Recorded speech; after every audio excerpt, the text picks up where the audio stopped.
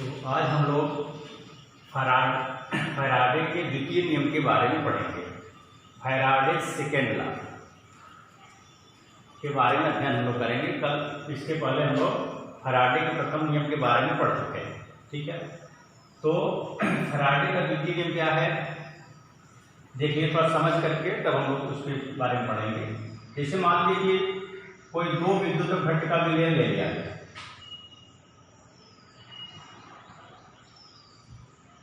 एक में मान लीजिए कॉपर सल्फेट हम ले लिए, एक में मान लीजिए कॉपर सल्फेट ले लिया गया,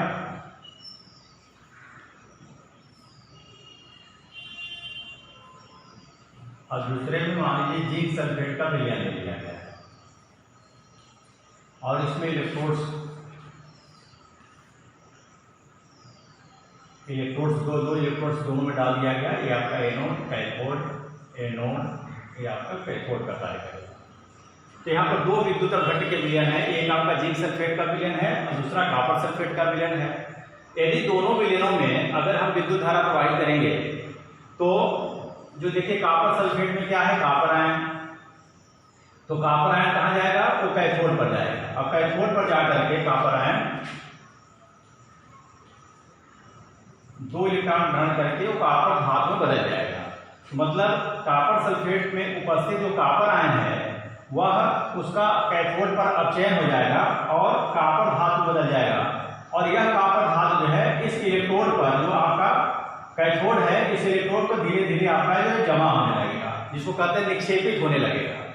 उसी प्रकार से यहाँ भी वही चीज होगा। जैसे जिंक सल्फेट में आपका जिंक आयन है, तो ये भी कैथोड पर जाकर के दो इलेक्ट्रॉन ग्रहण करेगा और जिंक धातु में यह अपचयित हो जाएगा, और यह जिंक क्या होगा, धीरे धीरे करके वह कैथोड पर धीरे धीरे जमा होने लगेगा। अब इस यहाँ पर कितना कॉपर यहाँ पर कैथोड पर निक्षेपित होगा और कितना जिंक यहाँ पर जमा हो जाएगा या निक्षेपित होगा, यह इस बात पर डिपेंड करेगा कि कितना विद्युत धारा कितने समय तक प्रवाहित किया गया है, माने विद्युत की मात्रा दोनों में कितना कितना प्रवाहित किया गया है।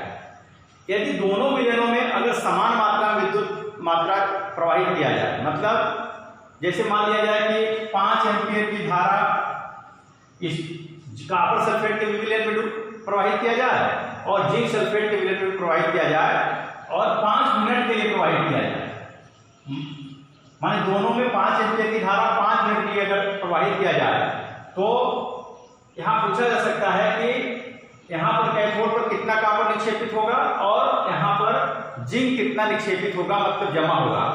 तो ये जो निक्षेपित होने वाली पदार्थ की मात्रा है यह इनके तुल्यांकी भार के अनुपाती होता है। मतलब कौन ज्यादा निक्षेपित होगा, कौन ज्यादा जमा होगा, यह डिपेंड करेगा कि किसका तुल्यांकी भार अधिक है। जिसका तुल्यांकी भार अधिक होगा वह धातु जो है वो ज्यादा जो है कैथोड पर जाकर के जमा होगा।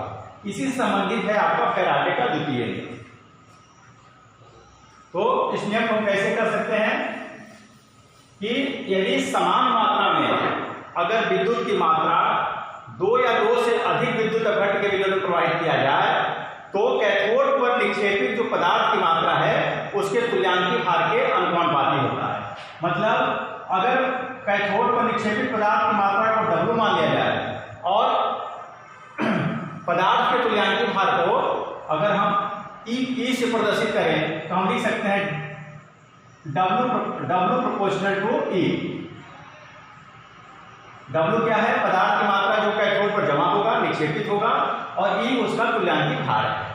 अगर मान लीजिए दोनों विद्युत घटकों के लिए, जैसे हम उदाहरण लिए थे कॉपर और जिंक के लिए, तो अगर कॉपर की मात्रा को अगर हम W1 मान लें और उसके तुल्यांकी भार को E1 मान लें, तो ऊपर वाले समीकरण से हम लिख सकते हैं W1 प्रोपोर्शनल टू E1 और W2 प्रोपोर्शनल टू E2। ये जिंक के लिए मान सकते हैं, ये कॉपर के लिए ऐसा लिख सकते हैं और ये आप जिंक के लिए लिख सकते हैं।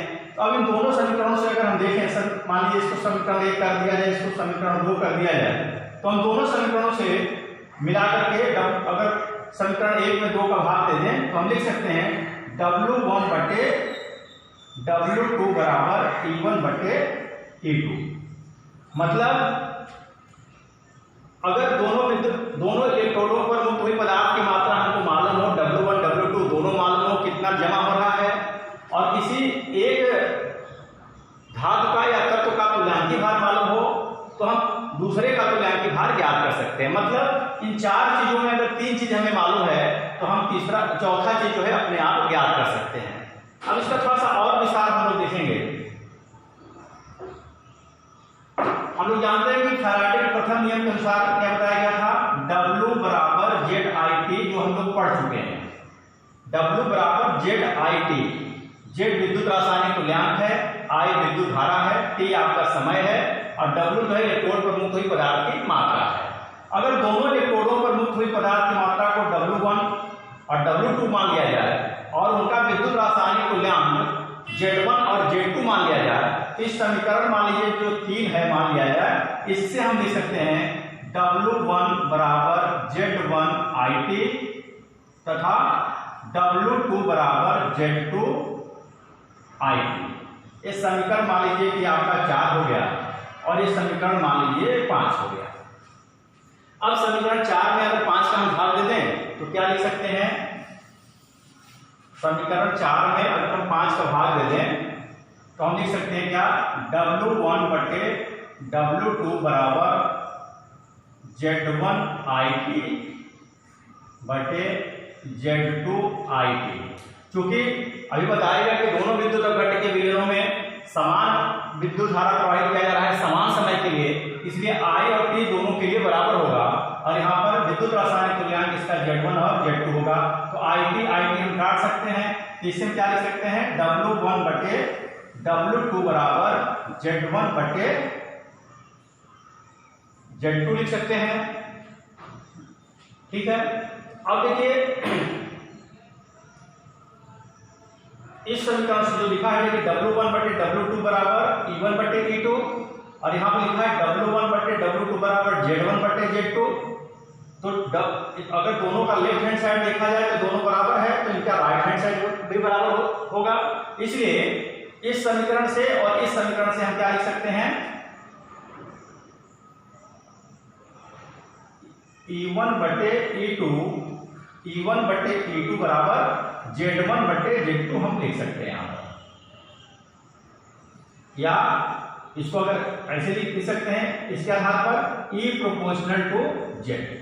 मतलब क्या कि किसी भी पदार्थ का जो तुल्यांकी भार होता है या विद्युत रासायनिक तुल्यांक, इसको हम E प्रोपोर्शनल टू Z लिख सकते हैं, या करके हम Z प्रोपोर्शनल टू E भी लिख सकते हैं।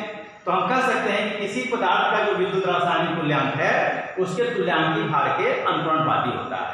मतलब जिसका तुल्यांकी भार अधिक होगा जिस पदार्थ का, उसका जो है विद्युत रासायनिक तुल्यांक भी अधिक होगा। उसी प्रकार से जैसे यहाँ बताया गया, जिसका तुल्यांकी भार अधिक होगा वह पदार्थ कैथोड पर अधिक जमा होगा, और जिसका कम होगा वह जो है कम जो है इलेक्ट्रोड पर जमा होगा। तो इस प्रकार से फैराडे के द्वितीय नियम के आधार पर हम कुछ आंतरिक प्रश्न भी हल कर सकते हैं। अब देखेंगे एक उदाहरण के लिए, जैसे अभी जो उदाहरण हम ले रहे थे, अभी उदाहरण में लिए थे हम कॉपर सल्फेट और जिंक सल्फेट का।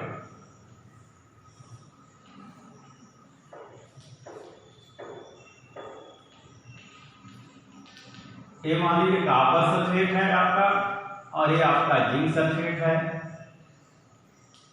इसमें दो इलेक्ट्रोड्स डाल दिए गए, डाल दिए गए। तो अब बताया गया था कि यहां पर क्या होगा, कॉपर यहां पर जमा होगा और जिंक जो है यहां पर जमा होगा। ये आपका कॉपर जमा होगा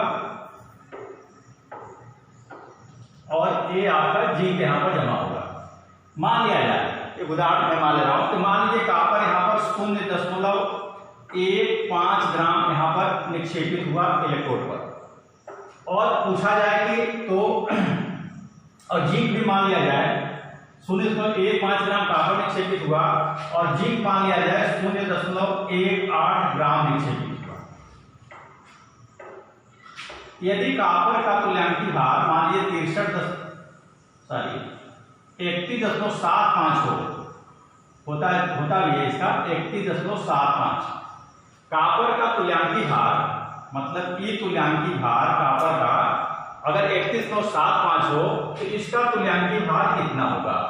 तो इसके तुल्यांकी भार को अगर हम E2 मान लें, ये पदार्थ जो निक्षेपित हुआ इसको अगर हम W1 मान लें, यहाँ पर जो कापर का तुल्यांकी भार है इसको हम E1 मान लें, और कापर जो निक्षेपित हुआ इलेक्ट्रोड पर उसको अगर हम W1 मान लें, तो फैराडे के द्वितीय नियम के अनुसार हम क्या लिख सकते हैं, W1 बटे W2 बराबर E1 बटे E2। अब W1 क्या है, कापर जो निक्षेपित हुआ है यहाँ पर क्या लिख सकते हैं 0.15। W2 क्या है, जो जिंक निक्षेपित हुआ है इलेक्ट्रोड पर 0.18 ग्राम। E1 क्या है, एक कापर का तुल्यांकी भार है 31.75, और E2 क्या है, जिंक का तुल्यांकी भार, मतलब E2 हमको निकालना है। तो इस फार्मूले की सहायता से हम मान रख करके E2 का मान ज्ञात कर सकते हैं। नहीं तो E2 बराबर क्या हो जाएगा, यहां पर लिख सकते हैं यहाँ करके E2 बराबर इसका तिर्यक गुणा कर दीजिए 0.18। एक उदाहरण हमने लिया है, कोई पर्टिकुलर सवाल देख करके नहीं बताया गया।